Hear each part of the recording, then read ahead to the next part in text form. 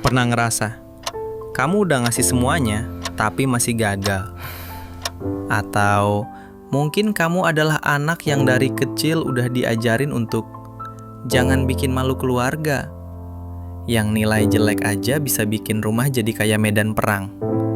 Ya, kamu gak sendiri. Aku pernah ada di titik itu. Titik di mana gagal rasanya bukan cuma kesalahan, tapi dosa sosial. Sebagai anak muda di Indonesia, kita hidup dalam suatu konstruk. Apa saja itu? Pertama, anak itu investasi.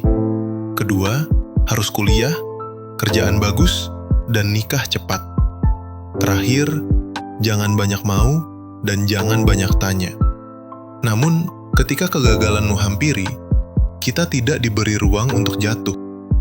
Padahal, menurut Christine Neff, seorang profesor psikologi dari University of Texas, rasa self-compassion atau kasih sayang terhadap diri sendiri adalah kunci utama untuk bertahan setelah kegagalan. Tapi gimana mau sayang sama diri sendiri? Kalau gagal aja nggak boleh. Di titik itulah, gue mulai bikin ritual kecil. Bukan buat nangis, tapi buat merayakan kegagalan. Iya, merayakan. Karena setiap gagal itu punya cerita. Setiap jatuh, itu momen gue belajar untuk bangkit.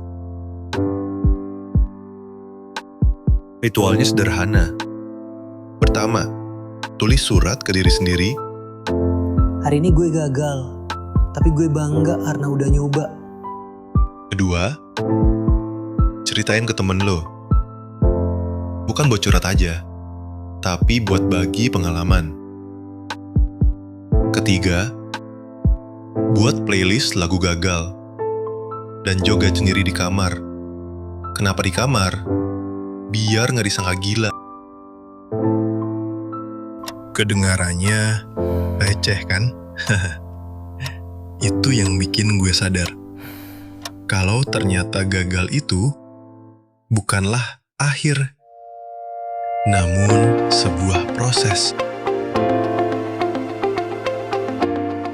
Menurut penelitian dari American Psychological Association, orang yang merefleksikan kegagalan dengan cara yang sehat justru tumbuh lebih kuat secara mental.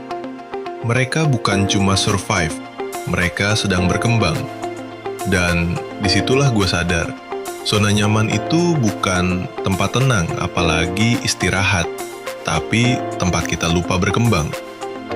Dan mungkin satu-satunya cara keluar dari zona nyaman adalah gagal. Jadi, kalau lo lagi ngerasa gagal, rayakan. Bukan karena lo harus senang ketika gagal, tapi karena lo harus cukup kuat buat tetap berdiri. Dan, selamat datang di Ritual Perayaan Gagal. Di sini, kita belajar bahwa gagal bukan lawan dari sukses. Gagal itu langkah pertama menuju sukses yang lo definisikan sendiri. Jangan lupa subscribe channel ini. Kita akan terus bahas soal kegagalan, psikologi, dan semua luka yang bisa jadi pelajaran. Karena di dunia ini, gak ada yang benar-benar gagal. Yang ada cuma orang-orang yang belum selesai bertumbuh.